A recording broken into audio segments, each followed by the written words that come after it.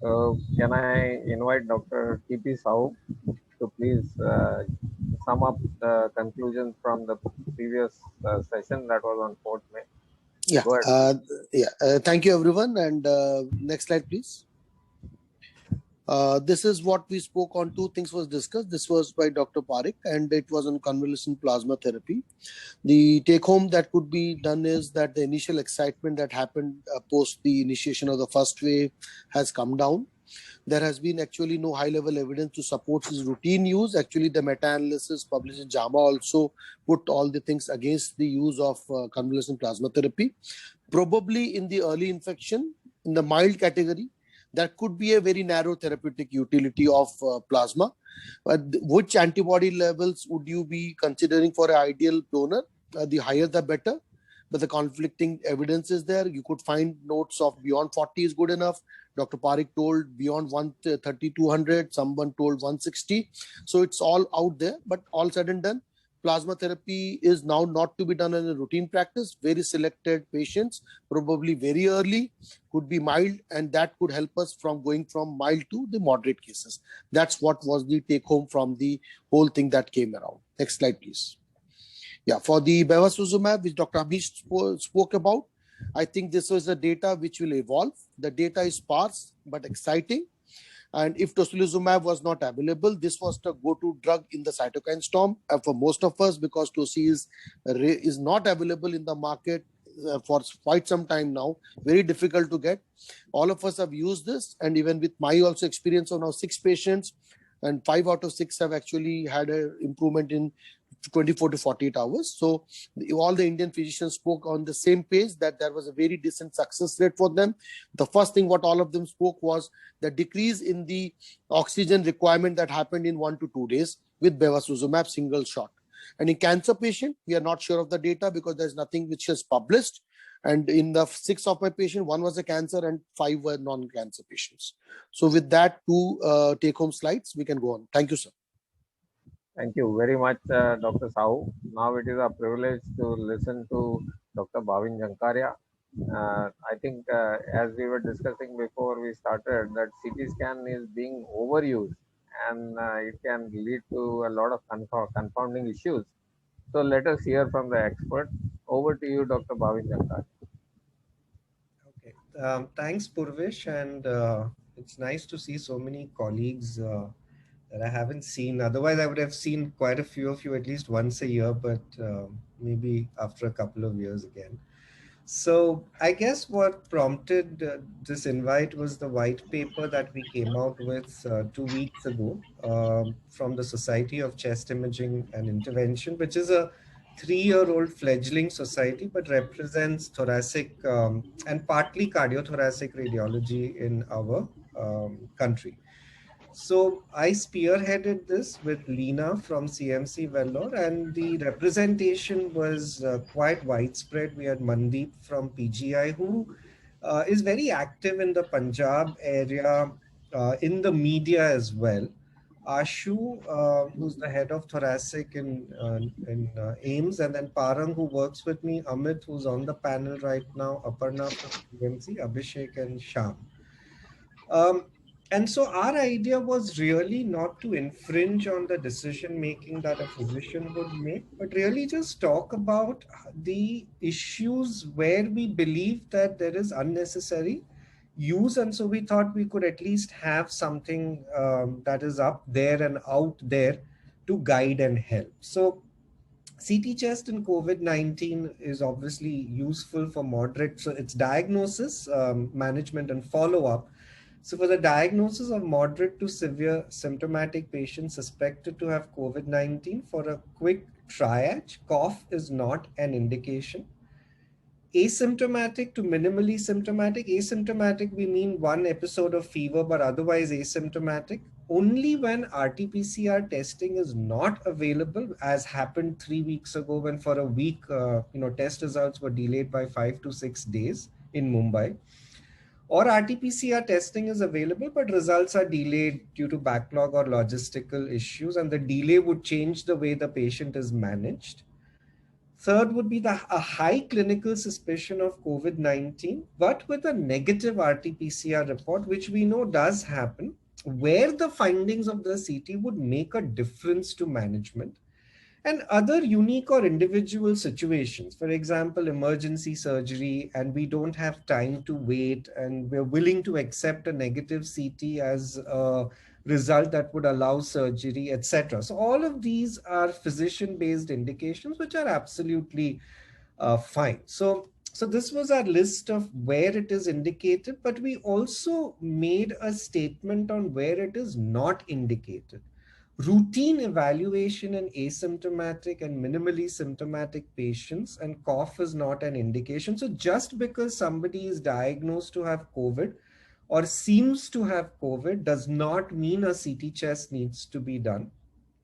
Routine pre-admission or pre-surgical evaluation where RT-PCR testing is available and the results are available within 24 hours. So there is no reason to do a CT, and these numbers have come down considerably compared to last year. And patient relatives demanding a CT scan because on WhatsApp groups they have been told, or they have FOMO now, that the others have had CT scans, we haven't, so we want one. That cannot be an indication. Though having said that, if a patient walks into any CT scan center saying we want a CT scan, it will be done. I mean, there is no check there, but we believe it is not indicated, and we wanted to make that statement. In management, the patient is symptomatic, symptoms are worsening, and the findings on the CT scan as against on radiographs would make a difference to management. High clinical suspicion of coexisting disease, that would make a difference. Any other clinical scenario where the findings on the CT are likely to make a tangible difference to management. So we are very clear that as far as management is concerned, it's entirely up to the treating doctor to decide when to do a CT scan if it makes a difference to management. And that brings us to where it is not indicated.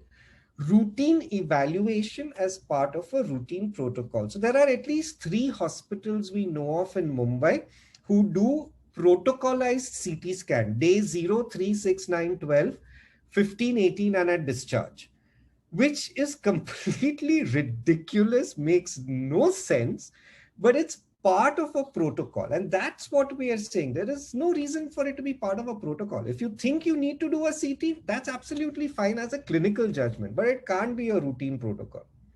And again, patients and relatives wanting regular check CT scans because the patient is admitted, or CT was positive 5 days ago and now they want to know whether the lesions have increased or reduced, and the patient has no problems. It's just something they want to know, etc. So obviously there it's not indicated.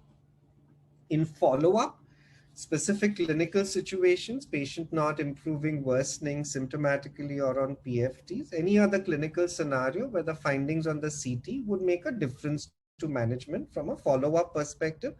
Zarir had told us, I had presented this to the Maharashtra task force, and a couple of good comments that came out from them was that, and Zarir said this specifically, that at discharge, if the patient has had a stormy course, then they would often do a CT scan to set a baseline with which to compare if the patient doesn't improve in the future. And I guess that's something we would include in version 2 if ever there is a version 2. Again, it's not indicated for routine follow-up, just to check the status of the lungs, especially if the patient is doing fine. And again, just because patients and relatives want to check the status of the lungs for whatever reason, it's not indicated. So that was a very simple statement that we made, where our basic thrust was that wherever it is indicated clinically, a CT scan would be done, and the choice is left to the referring doctor. But our main thrust was it cannot be a routine protocol, as in day 0, day 3, day 6, day 9. And patients' relatives wanting a CT scan cannot be an indication, and cough as a symptom is not an indication. That was pretty much the reason to do this paper. Then, of course, we spoke about the protocol, which is a single volume end inspiratory scan. This is quite technical. The only thing we added is that because primarily COVID is an endothelitis, if there is suspicion of thrombosis or thromboembolism, or where knowing all this makes a difference to management, then a CTPA can be performed, preferably on a dual energy scanner, but then there are such few of them that we didn't add that into the statement. And since most of these patients would have moderate to severe clinical disease, it is likely that these will be done only in hospitals, but obviously they can be done in a private setup as well. So that's fine. Scan protocol for follow-up should be a standard ILD protocol with supine volume inspiratory, expiratory images and prone inspiratory if it would make a difference. And then if the evaluation of perfusion defects, again, as part of the endothelitis and the repair, etc., makes a difference, then a CTPA with dual energy may be performed. We also talked about the points to be covered in the report, which would be pattern of disease, extent of disease, which is the Ct severity score out of 25. But to be very clear, this is not a severity score, it is an extent score. And I'll come back to that.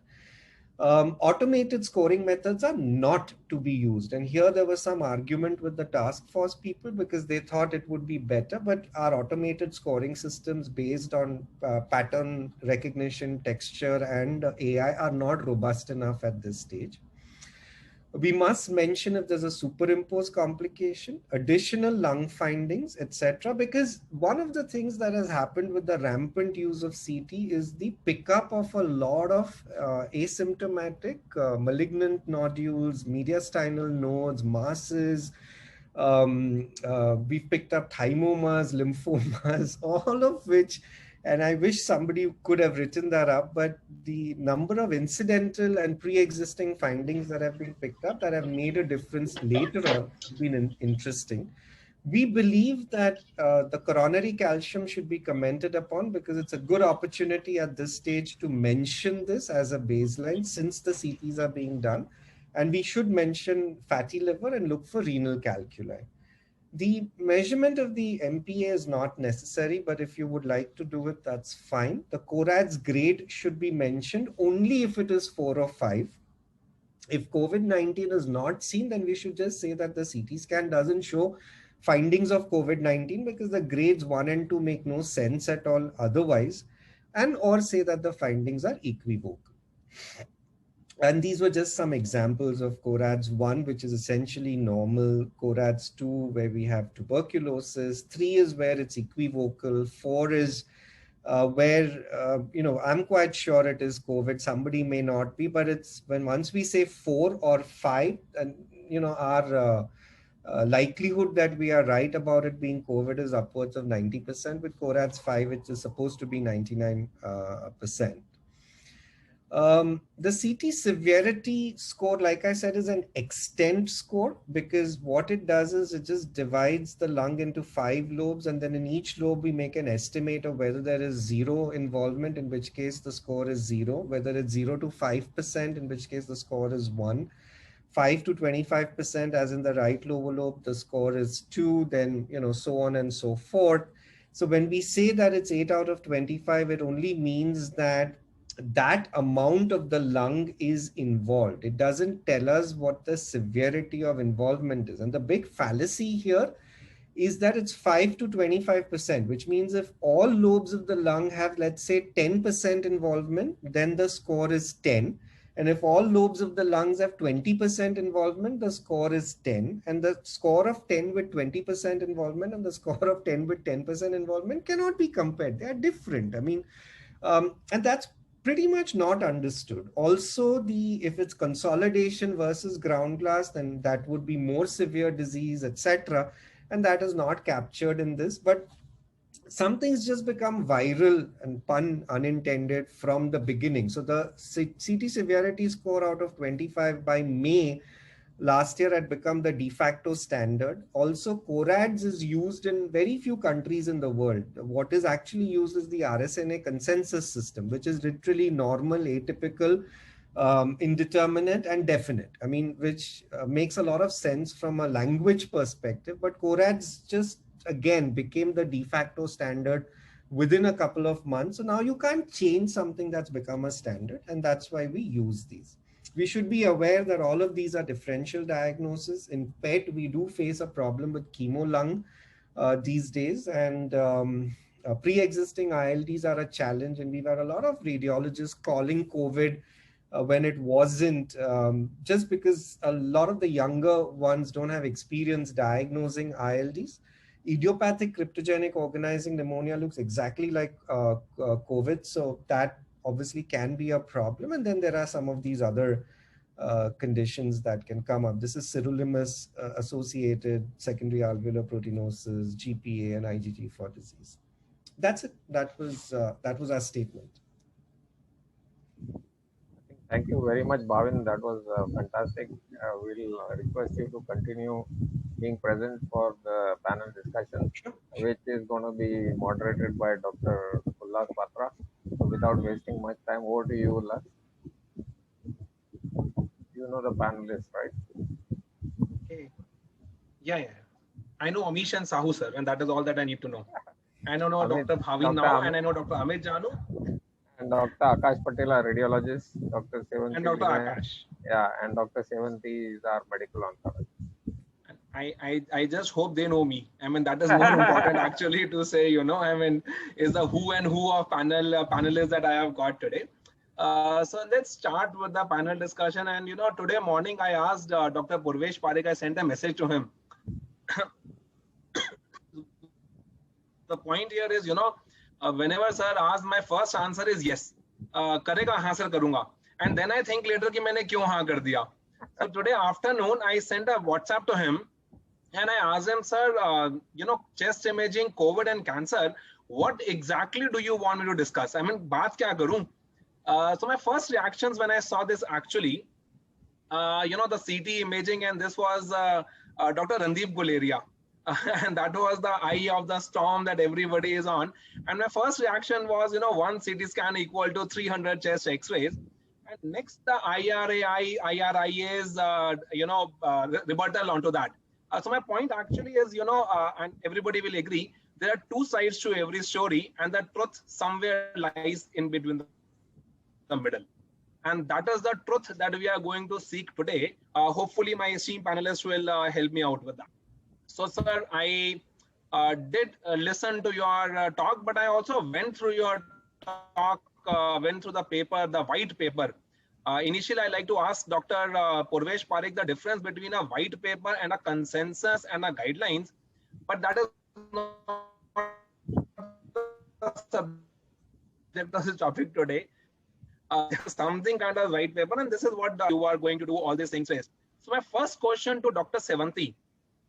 Dr. Sevanti, are you there? How many times? Yes. I'm sure you will have. I am sure you will have wards of,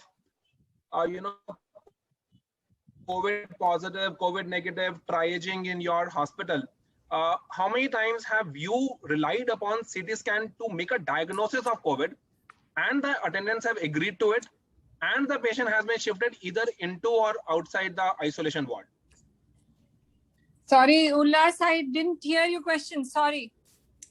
Please repeat. So, I mean, the white paper from the society has actually said that, CT scan chest can be used to diagnose. I don't know whether that is the right statement or not to make. In your clinical practice, how many times have you relied upon the CT scan to make or refute a diagnosis of COVID-19? And how has it really helped you in making a diagnosis? I'm talking specifically of that. So, I would say in over last year, we used to look at CT scans more than now. Now at our center, we have the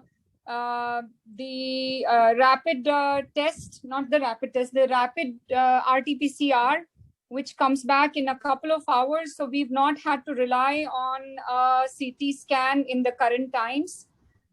So for us, most patients who have had a gray CT scan, a gray zone CT scan that is flagged off as COVID, that patient is in the holding area waiting for the RT-PCR results to come back. Okay. Earlier, it used to take 24 hours. Now it takes 2 hours. So we are able to triage in the emergency room. Okay. Point number C. I'll come to that, Amish. Let me go to Sahoo. Dr. Sahoo, Bhopal, I'm sure you know COVID RT-PCR report doesn't come in 2 hours time, and the rapid antigens test is only 40% sensitive. Yeah, tell me. So, sir, Hello. what has your practice been? See, definitely I rely more on for a chemotherapy asymptomatic. For me, it's a rapid antigen. If it is asymptomatic and a negative, I go for ahead. But if patient is symptomatic, and if I find something on an X-ray and then or a CT scan, whichever it is, even if it's mildly symptomatic and the rapid antigen or RT-PCR is negative, and I would just repeat the RT-PCR maybe twice before I take action on it. And probably if it is mildly, I send the patient home. If it is moderate to severe, I keep it on the COVID suspect ward. I do not give any cancer specific therapy till I get the final answer. Okay, and the final answer has to be, I will come to some specific what I meant was I would not stop at one RT-PCR negative report. I repeated the RT-PCR at least 2 times. 3 times would be ideal, but I do it at least 2 times, and I find many of them turning positive on the second RT-PCR. Okay, and Dr. Sahoo, is cancer patient, so because you know our mandate today is to discuss about the 3 C's. The COVID, cancer, and CT imaging. Is cancer patient special with regards to COVID too and the CT chest imaging? No, I don't feel that's much different. No, you don't feel. I don't think. Fantastic. Fantastic. Dr. Amit Janu, sir, Tata Mein, what did you do? How are we doing? So we will follow the same protocol. So we do RT-PCR and the results will be available between 3 to 4 hours. And if it is negative or it is unconclusive, at the time we will think that whether we have to repeat the RT-PCR or we have to do CT depending upon the condition of the patient. Okay. I'll come to Dr. Akash Patel later on. I mean, so let's continue the search of truth over there. So I'll start with this particular case in which is the 35-year-old male. I saw him today. There are 3-4 patients that I have seen today. So I'll just put their things over there. Who's a case of non-seminal matters germ cell tumor, post high inguinal osteotomy, 3 cycles BP finished 6 weeks back. He was due for revaluation.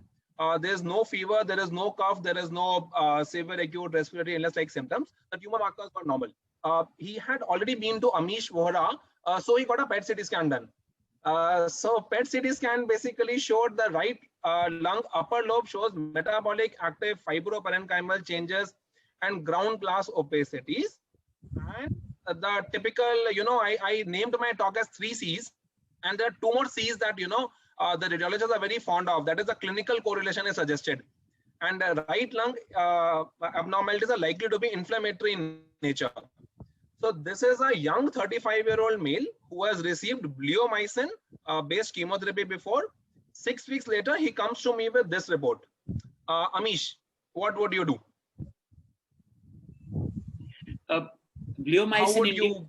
Bleomycin-induced toxicity normally unilateral is rare, although you can see it unilateral also in the initial, but it is rare.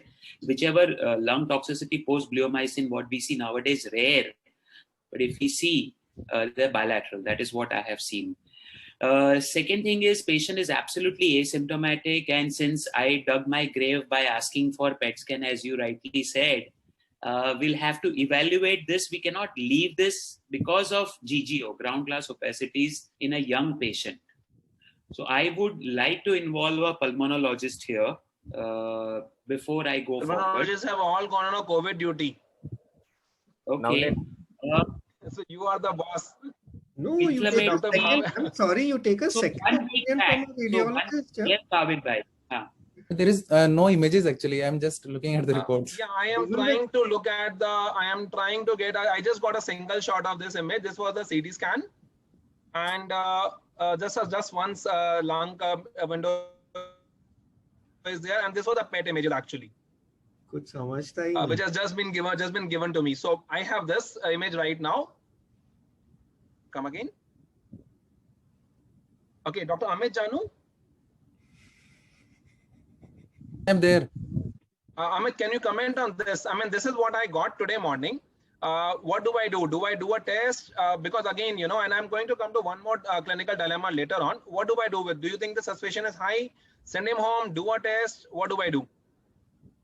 So these are Well, definitely there are some component of ground glass opacities, but this is not the typical location where we see COVID. But given that there can be many atypical presentations of the COVID, I don't say we can rule out, and one should do RT-PCR in this scenario when you see these opacities.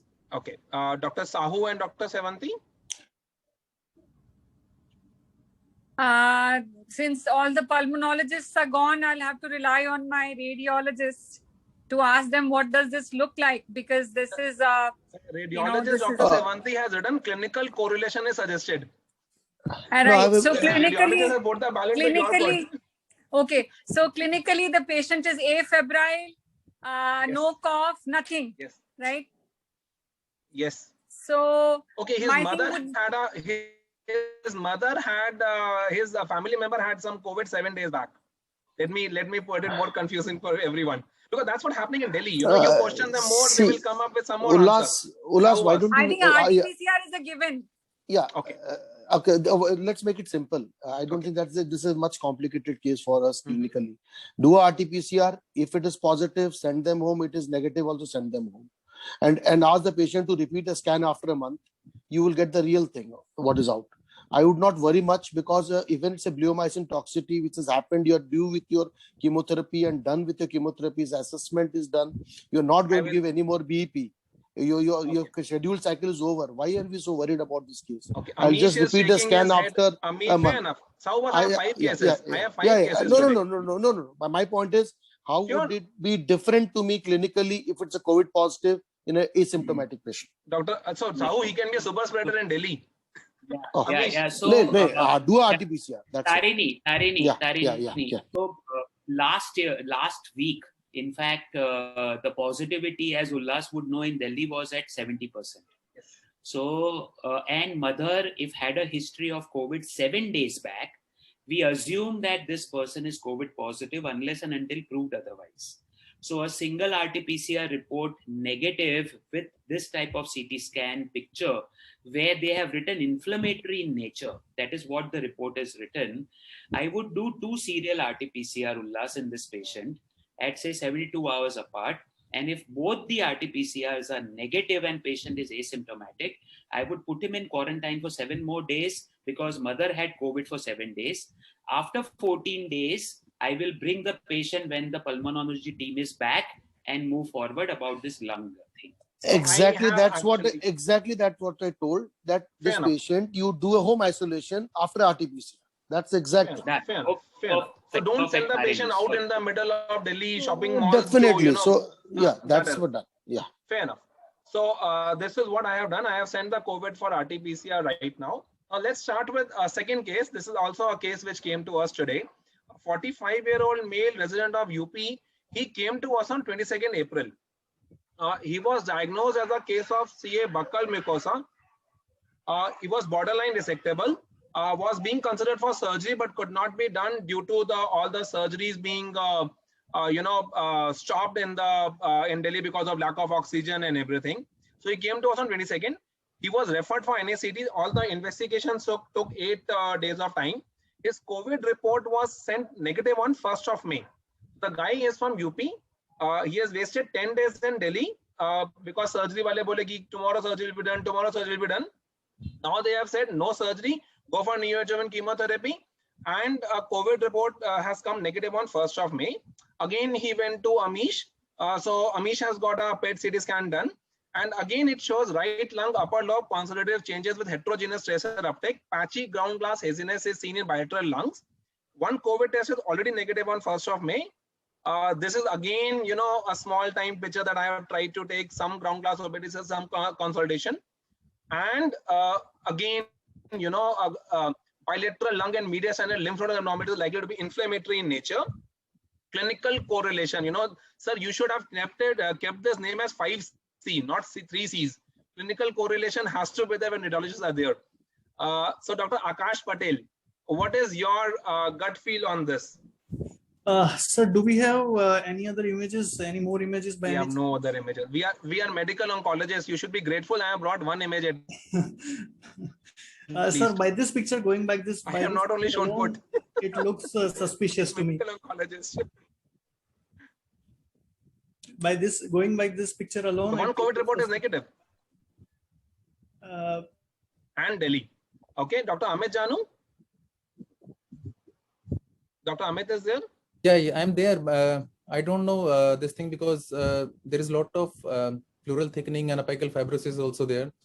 So if they have mentioned that there is a ground glass opacity, so we have to screen the entire lung, whether we can find out. And if there is a ground glass density, which is a but we have already done a COVID test, so okay, fine, fair enough. Even if it is. So if I can interrupt, Amit, 1 second. First of all, yes, Ullas, you change your radiologist who reports all these PET CTs, okay? Because if your radiologist is going to write clinical correlation or your nuclear medicine physician is going to write clinical correlation, तो फिर उसका physician बनने का मतलब क्या हुआ?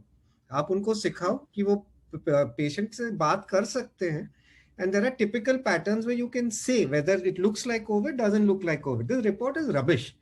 And seriously, you need to sit with your radiologists and your nuclear medicine physicians. Nobody does this. I totally agree with that. I totally agree with that, sir. And that is where all these problems are arising because of the reporting, not anything else. So, sir, I mean, let me come to Sevanti first. So, Dr. Sevanti, how many times have you seen a CORAD's reporting being done in Mumbai? So, so I wouldn't say all the time, but there are CORADs being reported for patients.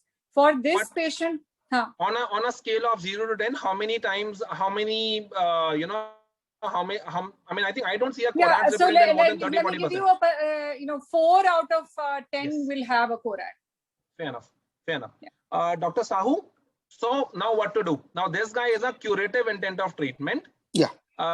If you have done one COVID test, should you go ahead and take neoadjuvant chemotherapy? Should you isolate the person? Do you wait for 2 weeks? What to do? Yeah, what I would have done for what I do for a setup like yours, I would do the repeat RT-PCR, wait for the report of it, and if it is negative and the patient is asymptomatic, I'll go ahead with my intent of therapy.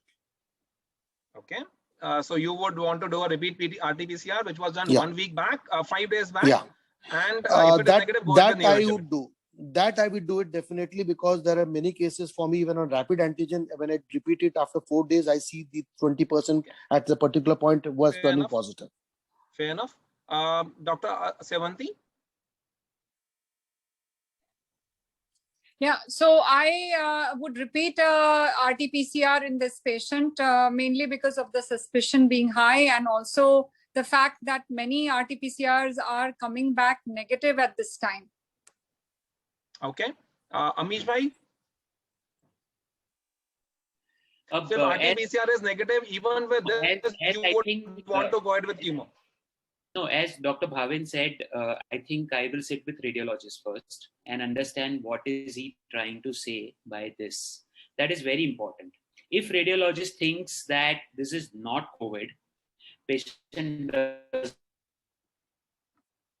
not have any history of exposure, patient PCR twice is negative, then I'll go ahead with whatever our panelists have said. But first, sitting with radiologists is extremely important. Okay, so you will have to ask them what CORADs it is actually coming up to, and even for the radiologists, I think if there are people who are listening, they need to tell us this. Simple clinical correlation is not again a step back. Why the hell was a PET CT exam advised in this case? Dr. Sahoo, I think I mean we all do. It's a borderline. It's a locally advanced CA buccal mucosa. No. In a young male, sir, we will come into later. We will come to that later. Yeah, sure. Dr. Sevanti has a point. No, I just want, so someone made a point saying we shouldn't be repeating RT-PCRs very, very closely. And I think that is correct. You need to let a little time go by. But for, this is a patient where you can wait a day, where you can wait 2 days. But the clinical suspicion and the situational suspicion is very high. The patient is coming from UP. There is a background that is there, 70% seropositivity rate right now. So I would really put my buck on repeating the RT-PCR here. Ullas says on a serious note, on an RT-PCR repeating thing, I think we should be looking at in a high risk when there's a contact of COVID with such a scan. Let's say there's a scan which is there, suspicious, and RT is negative, RT-PCR. I think there is enough indication for us to repeat at least 2 to 3 times. Sir, in Delhi, it's 70% to 75% positive report. I mean, there is no contact. I mean, people, are coming up with positive report who have not even ventured out of their house. So I don't think contact history is very important No, right no, no. now. I At least told in you Delhi right now, it is. and on a scan, if your RT-PCR negative, which is a scan is suggestive of that, you can do a RT-PCR, repeat it at least 2 to 3 times at 3 days interval, specifically when you're planning for a curative intent. My point was that. Okay, fair enough. And this is just for, showing everybody that, if you thought your job sucked, just think about this lady. We'll go further. Now let's come up to that. This patient has got a 45-year-old male, history of swelling in the neck, looks like a lymphoma. He was being worked up for the malignancy, and a pre-biopsy workup showed COVID by RT-PCR was positive. The CT value was, they said, as Dr. Bhavin by very rightly said, is 18. The CT, the RT-PCR value, sorry. There was no cough, breathlessness, SARI-like symptoms. This patient, would you do a HRCT at baseline? Patient is absolutely asymptomatic, mild COVID. Would you do a HRCT? A simple, quick answer, yes, no. Dr. Sevanti. So no indication. This is mild. There's no breathlessness, no symptoms at all. Fantastic. I wouldn't do. Okay, Sahoo, but just because it's a cancer patient, it doesn't make a difference, right? No, you told it's a lymphoma or lymphoma. Sir, it was suspected to be lymphoma. We haven't done a biopsy till now. No, if it is negative, a pre-biopsy RT-PCR is positive. You are telling me. I'll wait for the negativity if the X-ray is good enough and asymptomatic. So you will not do a CT scan right now. No, I would not. If the X-ray is good. So the message which I want to put across was, even if you have a cancer malignancy patient and you have a mild symptom, there is no point in doing a CT scan at the baseline or day 5, just in case the symptoms are absolutely okay. The patient is in mild category. Fair enough. Now, this is the third patient which I saw today morning. A 55-year-old male, known case of CA esophagus on palliative chemotherapy, Pacli-Carbo. He has gotten 1st May. High-grade fever for 2 days. COVID RT-PCR positivity report is today. The CT value again is 18. TLC is 600. Neutrophils are 20%. Saturation, I think, was 95%. He was comfortable looking otherwise. One big debate would be to give the growth factor or not. But again, will we order a HRCT in think of, it's a lower TLC, you may have to give him a GCSF from there. So Dr. Amish first, and Dr. Sahoo, and then Dr. Sevanti. No, TLC 600 anyway will not pick up too much of pneumonitis because the person does not have this neutrophils to show up on the CT scan. So in fact, at this point of time, CT I will not order if patient is absolutely comfortable, 95% saturation. My question is what you rightly said, and if we solve that, then it will solve one of the question in my moderate also. Do we give GCSF first, or do we do CT scan, see the cytokine storm, and then give GCSF? So I have my 3 panelists, Dr. Sevanti and Sahoo. Yeah, Sevanti can go first. Yeah. Here is where no one wants to go first. No, I'll tell you, obviously, I don't know the right answer. Okay. But I would probably do a CT scan here. I had a case of ALL on date, which I had exactly the TLC was 300 actually, COVID positive. So my point also, I'd like to have the radiologist also answer. For me, we are taking COVID. We don't have an in-house CT scan. So I do an X-ray and manage it on X-ray. I still do not get it after treating now COVID for 2 months. How does the CT scan help me in treating? I still have not got the answer because the patient's clinical symptoms. I will come and to the Dr. X-ray is Sahoo good that enough. how does CT scan come? I am going to come to it. Yeah. For me, this patient, I will do X-ray. I will give growth factor. Because I want the patient to. I give to my patient growth factor. The patient came out of the neutropenic sepsis and also came out of this had a severe X-ray finding of a COVID. In the first wave, I have given because my first patient came with a counts of 400. So in that patient, I gave. Ignorance was bliss. Today, I have not given. The patient is admitted. I have not yet given. I have put them onto neutropenia protocol with escalation antibiotics. I am holding my growth factor right now. That's fair enough. Okay. How long do you hold Ullas? What would be your threshold to give? So I think if the patient starts spiking fever, he doesn't respond clinically, I would hold till that time. If it's only a gram-negative, gram-positive antifungal, I would like to hold up over that. That's again, let me see tomorrow. I'll let you know on Tuesday. If this would have been an ALL induction on a sepsis, then yeah. So I was just about to say that Ullas, I would give. what Tarini said now. Ullas, what Tarini said is correct. I just had Burkitt's lymphoma with TLC of 60 and having fever. I got afraid a lot. I got the CT scan done. Fortunately, CT did not pick up anything. And I gave GCSF to basically save him from neutropenic sepsis. And luckily, patient came out in 4 days' time. In fact, 2 of the days I give 2 days of GCSF, twice a day GCSF because of TLC of 60. Patient got admitted again with some cytokine storm, but luckily that cytokine storm was in GI tract. Came out in form of diarrhea and not in form of the lungs. Since we are talking of some few anecdotal personal experiences, I'm sharing that. So even the guidelines also say, Ullas, that you should not give GCSF. Yeah, sorry. Go ahead. Sorry. No, I mean, the guidelines say that, you should give for as less as duration possible. So I am aware of that. But there are 2 questions that I want to ask. One is to Dr. Parikh. How much time do I have now? Please continue. This is a very important discussion. Okay. And the second question is, since there are a lot of medical oncologists, that is why the panelists are talking amongst themselves. But since they are radiologists, they are nice people, they are not disturbing us. And Dr. Akash Patel is asking Bhavin sir, how to give scoring on CT thorax done for COVID in patients who are a known case of ILD. Dr. Bhavin sir? I didn't understand the question. Good, sir. I also didn't. That is why otherwise I would have answered it myself. Yes, sir. Basically, we get a few patients who are already a known case of ILD, say UIP or NSIP, and then they get COVID infection and they come for CT scan. So in those, there are they can have ground glass opacities because of underlying ILD also. So how to give scoring on those patients? It's very difficult. It has to be descriptive. Yes. Okay. Fair enough. So it is good to know that even the stalwarts have a problem.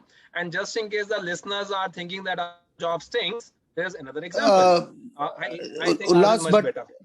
Ullas, but most important. Don't tell me this is better. No. What I told was tocilizumab is something which you just not try to give and try to avoid in such cases, because you might get more septicemia and fungemia in this case. Okay. Now, this is case from the first COVID wave, and this is something which I have shown many places. This is the 46. Dr. Amish, we were speaking about a patient who had got COVID initially and got COVID. So this is on the first wave. Okay. A 46-year-old female, case of hypertension, schizophrenia, CA breast on chemotherapy, and I had given dose-dense chemotherapy to her at that time. And I was, for the time that she remained on ventilator and stuff, I was cursing myself that I have given her dose-dense with neutropenia at that time. She came out, I'm happy. She came with fever, loose stools, and dyspnea with mild hypoxia. So we had this transition zone, the 6th floor transition zone. Her saturation was 88%. She looked like COVID. We sent the COVID on admission was negative. I still remember she came to us somewhere around Wednesday, Thursday. This was the X-ray, and there are bilateral some opacities which are seen over there. We kept her in the 6th floor transition floor only, and I'm asking you the practical difficulties. Her condition deteriorated despite empirical antibiotics, and the CT scan chest was done. And I hope I have got a decent image right now. Dr. Akash or Amit, anyone can take. This looks like COVID. Dr. Akash? Yes, sir. This looks like COVID. Okay, fantastic. Yes, so 1 RT-PCR was negative, 1 CT scan chest done. Patient is deteriorating. The radiologist report this as typical COVID. We send for the repeat COVID, and this also comes as negative. So now Dr. Amish or Sahoo was 2 COVID tests negative, RT-PCR, 1 CT scan typically of COVID. Should we shift it to a normal ICU? I mean, Rajiv Gandhi, we have ICU for COVID people. We have ICU for people who are proven to be negative. What do we do? Dr. Sahoo, then Dr. Sevanti and Amish. See, what I would normally be doing is I will just be very skeptical of shifting this patient to a normal ICU. Okay. If there is a suspect of COVID ICU, that will be the ideal scenario for this patient, and I would send a 3rd RT-PCR. With this CT scan finding, it makes it more pertinent that you might be missing a COVID. Okay. So Sahoo was says 3rd RT, so he loves RT-PCR. Okay. So 2 RT-PCR negative, send 3rd RT-PCR. Dr. Sevanti. Sorry. So third RT-PCR does get sent, but a patient like this for our center would go to the COVID ICU if the radiologic suspicion is very high. Yeah. So Amish boss, as usual, has hit it on the head. Not me on the head. It has read, so Bal day 3 into hospitalization, worsening hypoxia was done. And we got, so this is the neurosurgeon's sister and my microbiologist, Bhabi, I can say. And she got a bronchoscopy with Bal. Amish has written it way right. Immediately after Bal, she gets intubated post bronchoscopy on a Saturday afternoon. Counts were 0, almost very less. The COVID comes positive in Bal sample. We gave tocilizumab. My first tocilizumab was given to her at 11 o'clock on the Saturday night. I went to hospital. My pharmacist went to the hospital. This is the first time we gave. This lady actually came out after that, after 7 days in ICU and got discharged. So very gratifying actually. And the radiologist did help us. I tried to cajole them, sir, kuch aur hoga, aspergillosis hoga, pneumonia hoga. They said, no, this looks like COVID. So can I come in once again? And Yes, maybe radiologists can come in. But if you have a COVID suspect patient who's radiologically fitting into a COVID picture, the recommendation today, even with Dr. Gulera, all the criticism to him comes on TV and he has very clearly told treat as COVID. Yes, sir. So what I would like to know, if this patient Bal would have been negative, would you not have treated with COVID? So I'll tell you in this way. So sir, I'll tell you in this way, we have lost 4 people, and I'm going to say over there, I'm not showing that. There was one patient, typically a radiological COVID, 2 RT-PCRs negative, 1 Bal also was negative, but radiological suspicion was very high. The ICU people or the COVID people got very agitated and they overruled. I didn't take rounds for 2-3 days, and because my junior took rounds, they said we will shift that guy to ICU, normal ICU. 3 people next to that guy got COVID after that, and I blasted those people when I came back to and take the ICU. So this makes sense to treat a COVID on a radiology as a COVID if it is even negative or and do not let them intermingle with a normal person, because you will be otherwise compromising 3 more normal, 4 more normal people, and probably your own staff people. So that's the thing which I take. Dr. Amish or Dr. Sevanti, any takes on that? So whenever there is a pushback into moving such a patient to COVID ICU, I have managed a patient like this in COVID holding ICU. I've not taken them to normal ICU because the precautions in the COVID holding area are different than in normal ICU, and you're exposing regular patients to a whole lot of risk. Okay, so next one, a 43-year-old male, NACLC, Ross rearranged, crizotinib. He had dyspnea for 7 to 10 days. Required low-grade fever. He was not really responding to crizotinib also. I mean, his admission COVID was negative. Again, this was the X-ray which was done. Dr. Akash Patel, suspicion something? Just an X-ray, I mean, for Delhi wala people, it's just an X-ray that we have got done for him. To start with. Actually, right upper zone shows consolidation and a collapsed lung, and there is haziness in the left mid and lower zone, which are suspicious. Not on the right upper zone, but in the left mid and lower zone, it's suspicious. So 1 COVID negative, his worsened oxygenation despite antibiotics. A repeat COVID was negative. I think I spoke to Sahoo boss, so Dr. Sahoo says at least 2-3 COVID कराए, RT-PCR कराए करो, फिर negative बोलना उसके बाद में. HRCT was done. And this is what the HRCT shows. And the radiologist reported again as, new onsets of bilateral field GGOs with peribronchial and all those things. This came again in the first wave, 1 week after the first case. So Dr. Sevanti, do a bronchoscopy, Bal, give tocilizumab, wait for Saturday night 11 o'clock. You would do a bronchoscopy for sure to try and figure out what is going on. So this was there, and this is what we did. We kept this patient in ward, in the isolation ward only, didn't give remdesivir, tocilizumab at that time. We basically got Bal. The COVID was negative in Bal also, and this was PCP positive. So we have the rapid pneumonia panel, and this guy, we gave him hydroseptran, gradually improved and was discharged after 14 days of hospitalization. So basically not all GGOs are COVID, even in the COVID era. This is what my message take home at that time was. And if you think your job sucks, this is the third one now. Anybody was volunteer to do this job? I'm sure only one person, Amish Vora, can volunteer for this job. He's a daredevil kind of guy. Nobody else will volunteer. Okay. This is what Dr. Sahoo was talking about, my last 4th case. 55-year-old male, moderate COVID, as per the AIMS guidelines. He requires 4 liters of oxygen. He's on remdesivir, dexona, clexane. Normal, let's say he's just got a lung cancer with on chemotherapy. Is there a role of chest imaging on a moderate COVID? Requires 4 liters of oxygen, 95. Will you do a HRCT and why? Dr. Sahoo. As I told you, with my small experience now, with little more patients, I do not really find, and I'd like to know from radiologist, all of you, how does a CT scan help again if you are admitting? That is exactly what I'm going to talk about. So let me ask Dr. Sevanti, will you do yes or no? So my patients like these won't be managed by me, but most of these patients do get a chest CT. I've already seen that because I'm looking at it from the outside, and these patients do get a chest CT. No, but what will it change? What will it change? Will you give tocilizumab on basis of that? No. Will you increase? I mean, that's a clinical decision. That's what Dr. Sahoo was asking. So when the presentation was being made by Saw, and he said these are the areas where you don't do, but even otherwise, whether you talk about protocol or not, centers are doing a chest CT at this time when the patient is hypoxic, especially required remdesivir, dexona, clexane, all of that. People are doing chest imaging. Yes. So, but what I want to know from Dr. Amish Vora is, Dr. Amish, what would it change? What Dr. Sahoo was asking, I totally echo his sentiments. No, I think what will it change? Assuming if the CT score is 22 on 25. Yes. Or it is 12 on 25.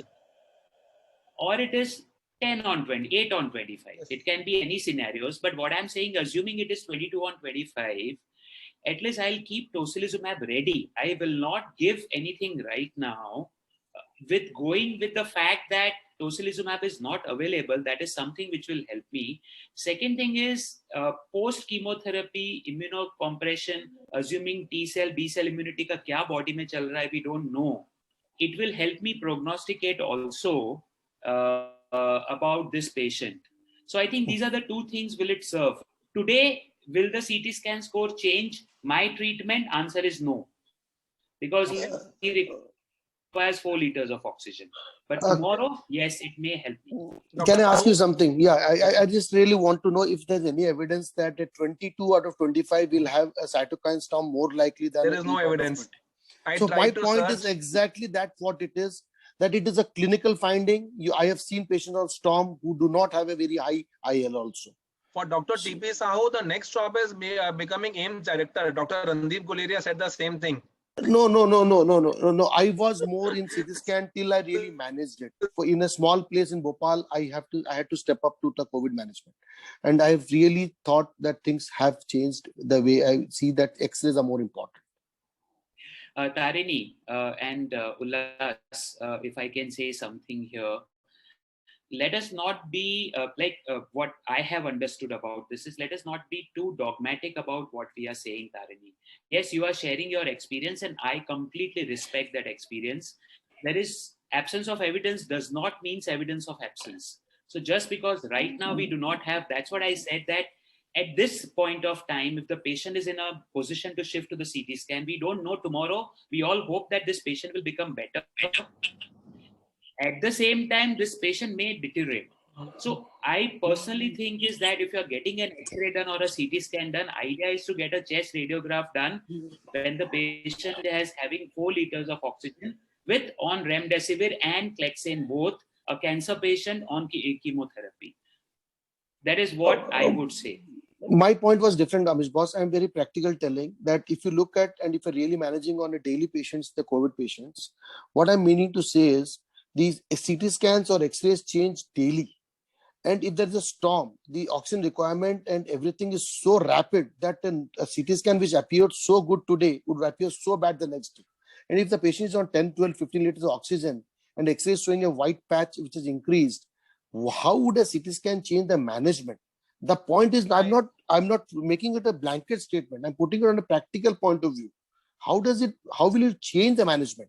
If I have a rat, Dr. Sahoo, I totally agree with you because we are seeing COVID daily. Somebody we get as a protocol. Dr. Bhavin sir said, day 0369. We get as a protocol based on 6th day, and then what happens on 9th day?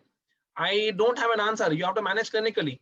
So I mean, we need to be prognostication wise, yes, but the CT value, the scoring thing counts. I think age is just a number, and mine is definitely unlisted. Dr. Sevanti wants to make a point. Yeah, I just want to say, I put myself in this situation and I feel I as a patient or I as a family would want to know if I'm going down in a bad way. I would truly want to know. And from that perspective, if I'm on that much of oxygen, it is actually scary with the way things are playing out. And I'm saying this because my parents are affected and I'm really following my mom and the anxiety angle. There was one mention that was not made of fever, and that has to be put into the equation. Cough and shortness of breath is one thing, and patients are febrile. And how do we place CT scan in that situation? Okay, so let's say somebody has got. Tell you our practice in TMH. So we have placed. There are 2 COVID wards and 2 COVID ICU, and we have placed portable X-ray machines there, and we are not doing any CT scans for these patients until unless we are suspecting that the flow, that the patient is not improving, and we are suspecting fibrosis in these patients, and we want to rule out fibrosis, but that element is less than 2%. So our CT scan rates in those patients are also very, very rare. Okay, and I have one more question with this is Dr. Amish. Amish, you put a question there. Let's say somebody has got D-dimer value of high, more than 2.5 times value. Will you do a CTPA? I mean, normally we do a HRCT. Would you then do a CTPA? I had a question that has not been answered for so long. That's why I asked that question. This is originally a Tarini's question. Doesn't make a difference, but it is there for you. So my point is, I'll give an example. My wife, she is a pediatrician and they had a patient, her D-dimer was like 3000. Do we do a CTPA for a kid? I mean, so the kid has to be given anesthesia and stuff like that. The patient was absolutely all right. Do we chase a D-dimer report? Let's talk of adults and ask the same question. I don't have an answer to that. Okay, Dr. Sevanti? So I would worry. I don't know about a pediatric decision, but for an adult patient, I would worry if the patient is short of breath. But no, the patient is absolutely okay. D-dimer values are increasing on day 5, day 7. You're already on Clexane. Would you then do a CTPA? I wouldn't. If the patient is not symptomatic and there is nothing pointing towards two things. Yeah, if you look at the guidelines, yes, the answer is a clear yes. That's what they normally do. But I would like to ask the radiologist, Amit or anyone who's there, have they correlated or is there any finding which they found that, okay, all the CT angio which has been done, the D-dimers have been extremely high, and is it fruitful to do it on a practicality? Point over there also would be, sir, HRCT will take less time and a CT angiography PA will take more time. Patient will have to stay but more. on a elevated, yeah. Okay, Dr. Amit. But sir, if we are indicating strongly any underlying pulmonary embolism, HRCT will be useless investigation because we are not able to diagnose the thrombus within the pulmonary artery unless we do a pulmonary angio. And one more thing, in our institute, what we are following is what the clinicians are following. If there is a sudden drop in SpO2, for a patient who is indoor for a long time and suddenly he is deteriorating and his D-dimers are high, they order a pulmonary angio in those patients. I think from clinical side you can highlight it much better, but this is the scenario what they follow. The point, okay, fine. I think Dr. Navneet has been patient enough in asking a question. Dr. Navneet, you have a question? No. It wasn't really a question, but I think it's already been discussed. What I was saying is that you cannot keep repeating CT scans, and if there is something which is visible on an X-ray, repeating an X-ray is a far easier modality than doing CT scans. Even before the COVID came in, we used to get an X-ray for each of our patients who was coming in for chemotherapy on one day before, the way you get routine hemograms. And so you still get some idea of what's happening. Now, if you talk of COVID, yes, it's far easier to get an X-ray. It's portable. You can have machines right inside the ward. and you can get a fair idea of how things are changing either day to day or even in 12 hours or something like that. Okay. So I think that was, I had two more questions, but I think I have taken enough and more of the time. So I mean, Amish will take it further. I think the point here is CT scans are important, but clinical judgment in correlation with a CT scan is very important. The timing of CT scan is very important, and clinical judgment is going to be the most important thing. CT scans are a very important tool, but we have to treat a patient and not the report. That's my take home from this. And with this, this is especially for all the discussion which goes on the WhatsApp groups. I think people should mask their ears also, because you should protect yourself from negative messages and fake news. And this is more important. Keep faith, keep well. We will get through this together. And Dr. Sevanti, wishing your parents the best of health, and I really hope they come out of this well, scot-free. With this, thank you, and I give it back to the organizers. Thank you. Thank you very much, Ullas. Thank you all the panelists. Thank you, Bhavin, as a speaker as well. Dr. Akash, Dr. Amit, Dr. Sevanti, Sahoo, Amish. Everybody did a fantastic job. I think we will, with Amish's permission, we will shift his topic to the next time, because it's an important topic. Yes, Amish, go ahead. Sir, I just want to reiterate that yes, we will do it next time, but I want to tell Ullas to mera time kha gaya. But I think it was very good use of the time. It was amazing. Very good use of the time, because all these points are very practical and important. So Ullas, once more, congratulations. I have treated 255, 260 people now, sir. I mean, I can tell you, I can go on and on. Right. Awesome. Imanchi, can you show the last slide? Yeah. So this is going to be the agenda for the next time, which is Tuesday, 11th May from 7:30 onwards. And we will start with Amish's part first and then take this. And we have faculty that includes Neil Nabar from United States, Eric Markowski from United Kingdom. We have a geriatrician also, N.N. Prem, as well as a pediatric oncologist. So we will have a very good discussion, and it is likely that this will spill over to the next time. So we have actually assigned the Tuesday 11th as well as Thursday 13th for the management of moderate and severe COVID cases. And we hope to see you all again next Tuesday. Thank you very much. Stay safe and stay well.